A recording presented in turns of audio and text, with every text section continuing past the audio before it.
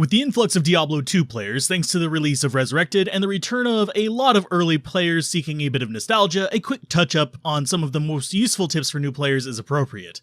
For this video, we'll be focusing on tips you can use with every character, starting with controls, then hitting up core gameplay tips and tricks, while leaving the class-specific advice for our other videos and more specific guides. So let's start with the most basic and move our way up with learning the hotkeys and commands, since while some will be added in the remaster, there are a lot of useful ones built into the core game. For shopping, you have Control left click letting you quick sell an item, and Shift right click letting you quick buy enough of an item to fill your belt, tome, or stack of an item. For combat, you have holding Shift to force your character to hold position, R letting you toggle running versus walking, Alt showing items on the ground, Tab to toggle the map, and W letting you quick swap weapons. Obviously, some of these being rebindable, though the keys most people rebind are the skill keys, which you can use for both left and right click skills, which is something even a lot of veterans forget. There are more quick keys than this as well, so don't be afraid to dig in the menu if you see something you want to try to do beyond basically these essential things. In that same vein, we have a few commands that will make life immensely easier for you, with no pickup and the players command being the two most commonly used commands. By typing in /players and a number, you can emulate the difficulty and rewards like drop rates and experience of having more players in the game, but in single player instead.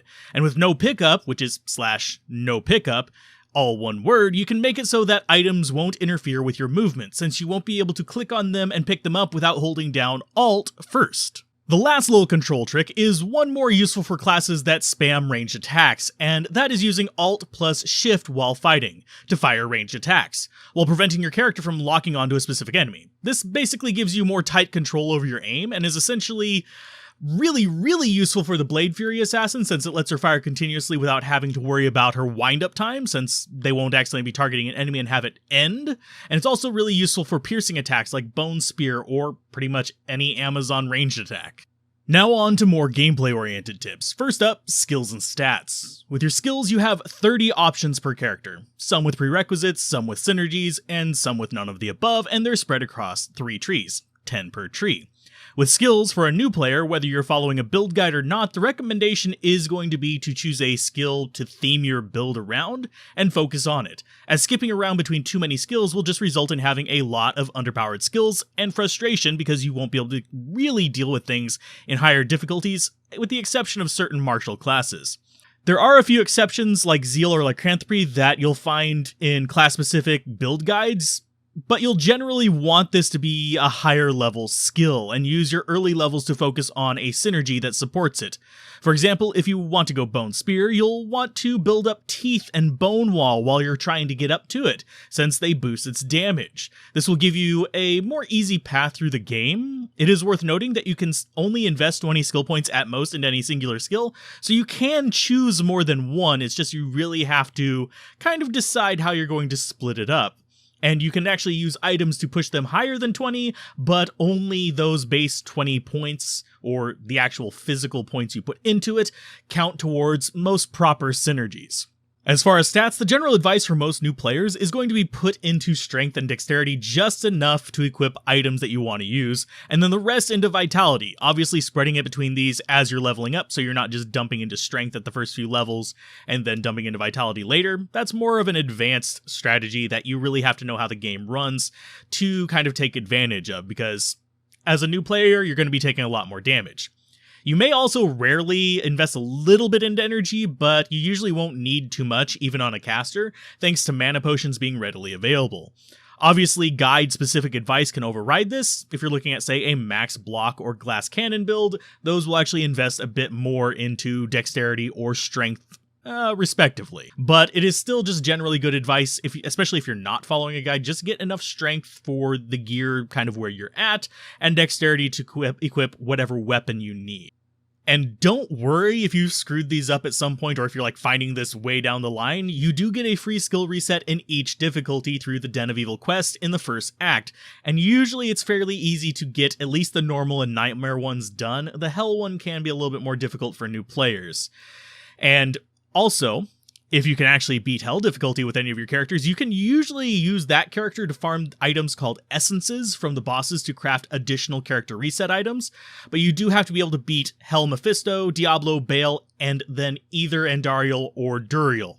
To obtain the 4 essences necessary for this, you just combine them in the cube and it makes a token of absolution, and it will reset both your stat and your skill points just like the Den of Evil quest. In terms of item advice, since you're starting with nothing, don't be afraid to pick up random items and identify them. Even random items can be pretty powerful. There are great magic items that are endgame worthy, there's rare items that are endgame worthy, and there are of course unique and set items that are endgame worthy, and you can find these across multiple difficulties. You don't need anywhere near best in slot to beat the game either, even on higher difficulties. And even if you don't find the items you especially need during normal play, a lot of useful items like teleport staves, magic bases for crafting, etc. can be shopped from merchants in anywhere from late normal difficulty into nightmare difficulty. Some do end up only showing up in mid-nightmare, but that's just because the level limits on merchants.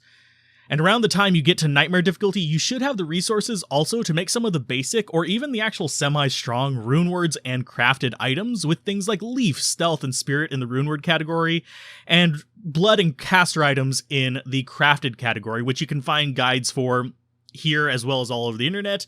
And if you're looking for like specific detailed printed information for these, Ariat Summit is your easiest bet to just look them up, with Amazon based and giving you a little bit more mechanical information about these items and their effects.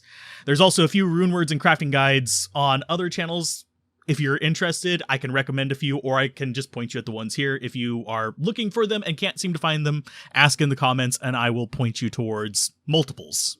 Another bit of item advice falls into the realm of potions most new players overlook. Thawing potions, stamina potions, and antidote potions especially, each having lasting effects. Thawing potions increase cold resist for 30 seconds, antidotes do the same for poison resist, and stamina potions give you infinite stamina for 30 seconds. These also have other effects on them. The main reason for bringing these up, though, is that they don't stack how a new player would probably think they would. Simply by drinking 2 of these potions, it extends the timer to 1 minute. By drinking 10, 5 minutes. You can see how this kind of goes, especially if you're in an area with a lot of, say, cold damage enemies or poison damage enemies. You can chug a bunch of these potions relatively cheaply to give yourself boosted resistance to it to make up for, say, a gap in your equipment. The last bit of item advice is selling advice. Generally speaking, early on, your money sources are going to be throwing weapons and potions like javelins, poison gas potions, throwing knives, etc., as well as wands, scepters, and jewelry, and sometimes staves, although staves can take up a lot more space. As you get further in, this can expand to armors being an easy source of max sell gold for the difficulty, specifically exceptional metal armors and higher. This is useful for repairing if you're a melee class, because you're going to be using up that weapon quite frequently, as well as gambling for pretty much every class to get those rare rings and amulets that you see people kind of touting around. And to round off the advice for a new player is the tip to understand that this game is based on frames per second, 25 to be precise, so various actions and reactions are timed with this, or portions of this number, resulting in situations where things like faster cast rate, increased attack speed, faster hit recovery, etc. can hit things called breakpoints, or more precisely where it changes the count of these actions by a frame. In the background, I'll likely use an assassin demonstration of casting Charge Bolt from rings to show the difference a few frames can make to show how much damage you can basically shuffle out of this by hitting a few additional breakpoints. Usually, due to how this works, it's only going to take a little bit to cut off a couple frames at the very beginning, but as you get it down to the exceptionally fast frames for actions, you'll usually need to invest more and more into it to get that extra frame cut off. I'll include links to the breakpoints for each class, as well as an attack speed calculator down below in the description, in case you're curious just how much you need to reach that next breakpoint, or even how certain ones work, since there are some different mechanics for, say, faster cast than a lot of people really recognize, even veteran players. While this was a more surface level guide, hopefully it helps you getting started in Diablo 2, and if you want more detailed information, we've got a few more guides floating around that can help you with both individual classes as well as item hunting and crafting.